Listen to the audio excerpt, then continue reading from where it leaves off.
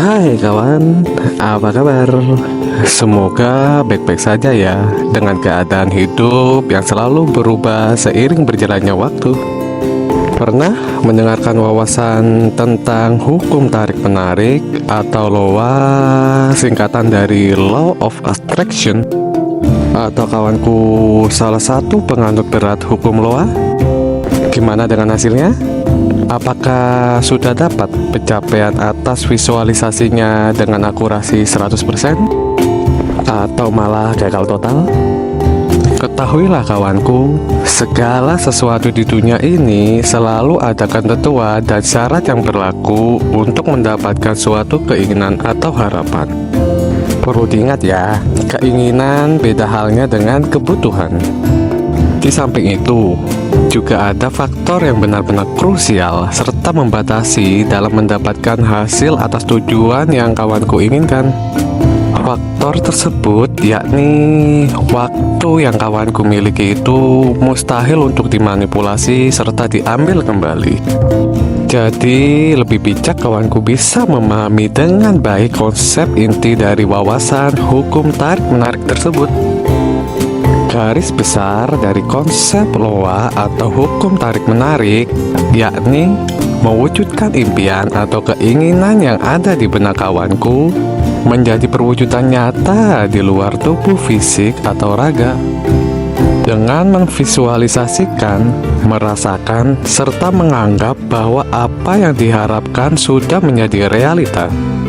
Dengan mengandalkan tinggi rendahnya getaran frekuensi emosi positif dari kesadaran yang kawanku miliki, serta meminimalkan tindakan atau upaya keras yang dilakukan untuk mendapatkan keinginan tersebut. Di video ini, mengapa diriku mengisyaratkan kawanku untuk berhenti membuang waktu mempraktekkan LOA atau hukum tarik-menarik tersebut, terutama untuk kawanku yang telah mempraktekkan sekian lama namun belum mendapatkan hasilnya. Pertama, waktu yang kawanku miliki pastinya akan menjadi tumbal sia-sia apabila dalam praktek menggunakan hukum LOA sekian lama namun belum mendapatkan hasil. Kedua, mungkin pola pikir kawanku perlu sedikit diluruskan karena dalam mencapai keinginan atau harapan wajib membutuhkan upaya yang maksimal untuk mendapatkannya.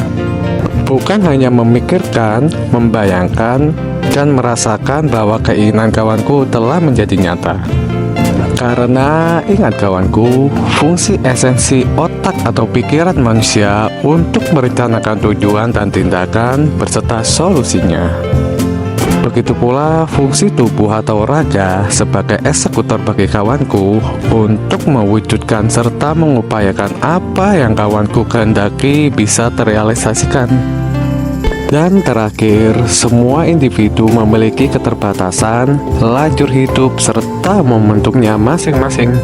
Teknik hukum tarik-menarik hanya merangsang anggapan alam bawah sadar agar kawanku bisa fokus untuk mencapai apa yang benar-benar menjadi harapan kawanku.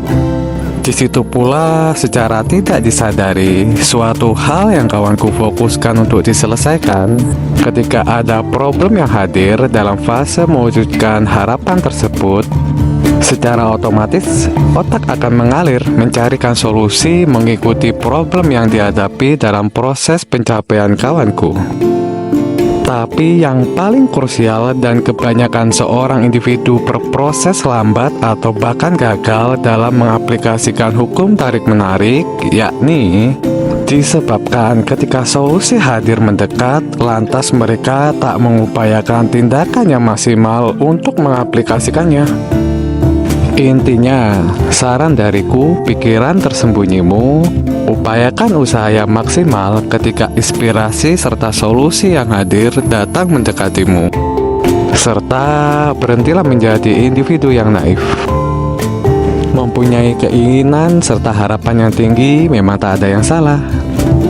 Tapi coba seimbangkan antara planning, upaya, serta keterbatasan yang dimiliki agar bisa berjalan beriringan. Berhenti mengharap keberuntungan datang menghampiri kawanku, Biarkanlah sang waktu yang membagikan keberuntungan serta momentum emas yang memang itu sudah menjadi hak bagimu, kawanku. Oh ya, serta ingat ya, teknik hukum tarik-menarik atau loa hanya sejumput kecil dari hukum yang berlaku di alam dunia ini. Di samping itu, masih ada hukum yang tentunya tidak menyakiti hati, perasaan, serta mental kawanku bila kelak gagal dalam mendapatkan tujuan yang diinginkan. Hukum yang dimaksud tersebut ialah hukum tabur tuai, atau kata lain, usaha pasti tidak akan mengkhianati hasil. Inti pokok dalam video ini adalah maksimalkan upaya atau tindakan dibandingkan angan-angan semata, wahai kawanku. Itu tadi bisik kecil dari kawan dalam benakmu. Ialah diriku, pikiran tersembunyimu. Matur thank you untukmu, kawan-kawanku.